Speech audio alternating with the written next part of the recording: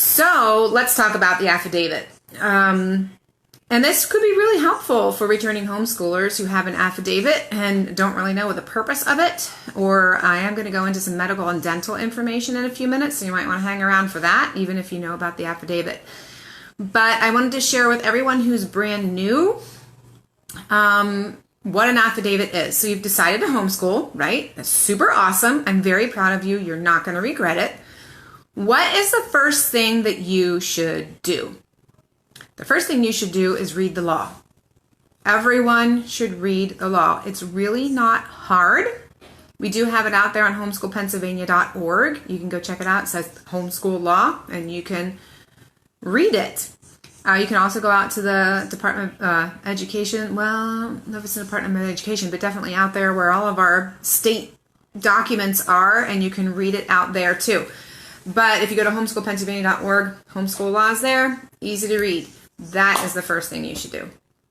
Okay, then as you're getting started, you need to file an affidavit. Now, to understand when and what goes in the paperwork, compulsory age is 6 in Pennsylvania. It used to be 8, but now it's 6. So if your child is 6, what the Department of Education has been saying is if your child is 6, September 1st or before, you need to file an affidavit. It's not exactly what the homeschool law says, and if you want more information on that, please go watch Chattin with CHAP episode 89. I explain the whole thing. Okay, so go check that out. It's at our videos. It's in our videos on our Facebook page, Chattin with CHAP number 89. Okay, so, but if your child is 6 years old or older by September 1st, you need to file an affidavit and objectives. So what is an affidavit? An affidavit is a legal document that says you're going to homeschool. You sign it, the notary signs it, which makes it all official, and there you have it. So you file your affidavit with the school district. Now, this doesn't mean that the school district gives you approval. It doesn't mean that the school district can tell you if you can or cannot homeschool. The school district is literally your paperwork drop-off center. They really don't have any say in your homeschool, whether or not you can or cannot do it. And I just wanted to make people aware of that. A lot of people think the school districts have more sway over you than they actually do. So the paperwork goes to the school district. I do advise you to not use an affidavit that is created by the school district. CHAP has one. It's right here. I'm going to pop it up on the screen. You can go there and use CHAP's. It's the one I'm going to be using. This is a copy of mine that I used this year. I'm going to explain everything that's on it. And it's a good one to use. It has all the necessary stuff in it. So I'm just, again, I'll show it up here on the screen. I'll keep doing that throughout the video here. So what is on an affidavit? So the affidavit of the supervisor of home education program. It has your school district there. It has my name. It has and it says I have a high school diploma. It lists my children's names and their ages, not grades, ages. So the compulsory attendance for school is by age, right? It's like 6 to, I think they made it 18. Now, if you're 17, you've completed the requirements, you can graduate. Different topic. But it's not grade. They're not looking for grades here. They're just looking for ages. And it says what address you're going to be doing school at, what phone number you can be reached at. That's the top part. So if you go to this, I'm going to pop it up on the screen again. This exact form is out here on this web page that I'm popping up for you on the screen. It says, I attest the program will be in compliance with the law. I will teach in English for 180 days or 900 or 990 hours. And it lists all the subjects that you will cover. Now this comes directly from the law. So remember how I told you to read the law at the beginning? That's what this is from. And even this part up here about the hours, like where it says what the hours are or whatever, that stuff is, we just lifted it right out of the law and stuck it into the affidavit. So if you're creating your own affidavit, I guess you can word it differently, but this is very thorough. So number 5, I attest that the education objectives are attached. And objectives we're actually going to go over next week. So those of you who are returning homeschoolers probably don't need a refresher on objectives, being that your paperwork is due this Friday. But newbies, you don't have to file just yet. So if you want to wait till next week to hear what I have to say about objectives, that will be fine. Number 6 says, I attest that I'm taking care of my children's immunizations, or that you have an exemption. Number 7 says I'm taking care of my children's medical and dental. Now, I will talk about that a little more deeply in a few minutes. And then number 8 lists that there's no one in the home, including the supervisor, who is charged with any of these crimes. And there's a whole list of them. So that's on the affidavit also. And then here, see down here on the bottom is the area for me to sign and for the notary to do their thing. And then it says, hey, my objectives are attached. Okay, it's the only thing I attach with this little sheet. Well, this is a copy. I don't give them a blue one. We have blue ones for me. But copy of this and a copy of the objectives, one per child, to the school district. I will talk about that next week. So this document, I will pop it back up on the screen, is at homeschoolpennsylvania.org. If you need an affidavit, this one's really solid. It's really thorough. It covers all the parts. So I'm going to briefly talk about the medical and dental thing. We get a lot of questions about this.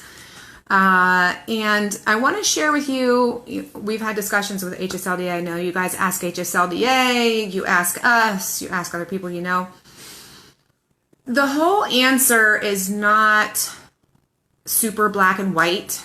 Some areas are, and some areas are a little trickier. And here's why. Each of us has a different situation. On average, for the most people, what I'm going to tell you about medical and dental and immunizations applies. But there are some certain situations, depending on the school district, depending on the home situation, where more documentation needs to be shown, more transparency needs to happen. And that's where if you're in a tricky situation, you might want to get some better support from someone who knows the law. Okay? But in general, I will tell you in general, I can't say this is hard and fast for everyone, okay? But in general, what is said on CHAP's affidavit, I'll put it up on the screen here again, about medical and dental is enough to attest for proof that you are taking care of your children. Okay? So that means you don't need to file anything else but this affidavit for your medical and dental. So just as a reminder, physicals, which is medical, needs to happen at 6 years old, 6th grade, and 11th grade. Dental needs to happen at 6 years old, 3rd, and 7th grade, okay? The law says at the beginning of the education program, which used to be 8 or 3rd grade, now it's 6, so it's at 6, and then there's other grades, okay? Keep your records on file at home. So get the physical form, get the dental form. They're out there on Pennsylvania's. If you search for it, it'll come up on a Google search. Pennsylvania physical form, Pennsylvania dental form, school form. Have them fill those out, but keep them on file at home with you. Do not give your children's private medical records to the school district, okay? Again, this is for most people.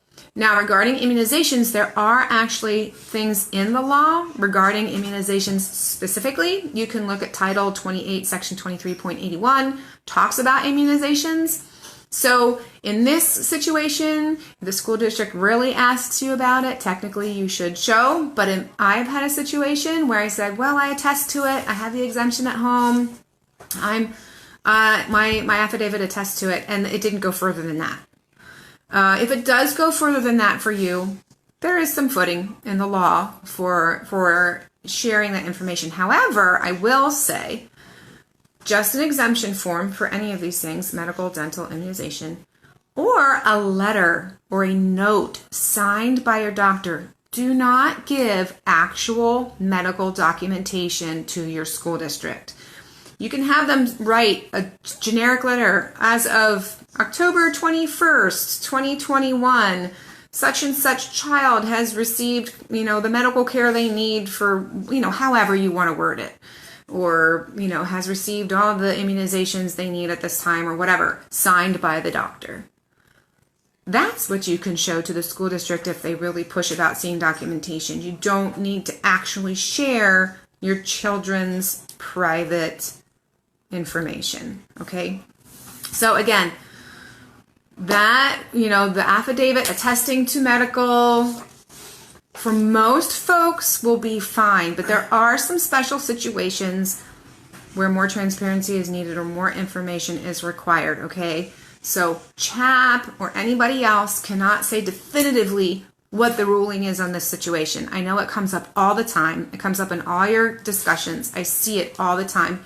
So I just wanted to speak to that a little bit to help you when you're handing in your paperwork. Again, I just popped up the affidavit on the screen. If you're looking for a solid affidavit, that's a really good one to check out. A few things I just want you to remember. So all that information is on here. I want you to go check it out, homeschoolpennsylvania.org. Check out our affidavit. You can use that. If you are brand new to homeschooling, this document needs to be filed no later than 3 days after the beginning of your school district's school year. 3 days before truancy starts. Okay? So if you know you're going to homeschool, don't wait. You can file it now. You can file it before school starts. If you're not sure or you know someone who's not sure and they just kind of like, oh, I don't know, but they really want to try it, it's really wise to get your affidavit in before the beginning of the school year. Now, that being said, if you decide to send your child to school, you know someone who will, and they get in there and are like, no, we're pulling them out. They can pull their child out at any time. File an affidavit with objectives, send in a withdrawal letter. Okay? So if your child has been in public school, registered for public school, you do need to file a withdrawal letter, but do the affidavit first and then the withdrawal letter, so there's no gap and they don't get into truancy charges, okay? So if you're absolutely brand new, you have little tiny babies, just coming up on 6 years old, never been in school anywhere, you have up until the beginning of school to file. If you know you're going to homeschool, I suggest doing it sooner, just to avoid any of those issues. So another thing I want you to remember, veteran homeschool mamas, I know you know this, share it with the new mamas far and wide. Pennsylvania is not an approval state. What this means is the school district does not approve your homeschool. They do not say, oh, well, yeah, this is an order. It's okay for you to homeschool. No. If you've got this and you've got your objectives and you hand it in, you're good to go. Okay? You're good to go. So you don't get approved. And many school districts say, well, we're approving it. No, they're not approving it. You handed it in, you're good to go. So the school district is really just the drop-off place for your paperwork. Okay? I want to make sure that you understand that. Okay, so in regards to the medical paperwork, again, if there's a situation with the school district where you need to be more transparent, then get the note signed by the doctor, hand it in, but there shouldn't be a reason why you would need to show the actual medical records. Okay, you have that on file at home. That's for you. All right, so I just want you to be aware of those situations. So when do I hand in my documentation? I just said that. Returning homeschoolers, time's running out, Friday. If you're a returning homeschooler, you need to have your affidavit in by Friday. August 1st this year falls on a Sunday, I believe. So Friday is the way to do it. And new mamas, I just talked to you. So, and returning mamas, you were able to start counting your days at the beginning of July, even though your affidavit wasn't in yet. That's pretty cool. It's assumed if you had homeschooled that you will be continuing homeschooling, and therefore you can just start counting your days on July 1st toward the next school year. So, but paperwork does need to be in by August 1st. So, okay, I think I covered all those things. Yeah, I did. So, if you have any questions, please comment below. I'm going to put this affidavit up on the screen again for you. Go check that out. Let us know if you have any questions. If you want to message us here on Facebook, if you want to message us at chaponline.com at the contact form, please do that. Staff at chaponline.com. Also, send us your questions. We want to help you out. And hopefully this cleared up the affidavit and what's on it and what it's for and when you got to file it. Hopefully that has helped you and it clears the air. So thanks for tuning in today. Share this video with someone else who has questions about the affidavit and needs to know what's going on. And point them towards the Chattin with CHAP videos. Hopefully they'll find some other things that are really helpful. Okay, have a great week. Enjoy the remainder of your summer. Our summer is ending this Sunday. We start on Monday. So anyway, we will see you back here next Wednesday. Have a great weekend. Bye now.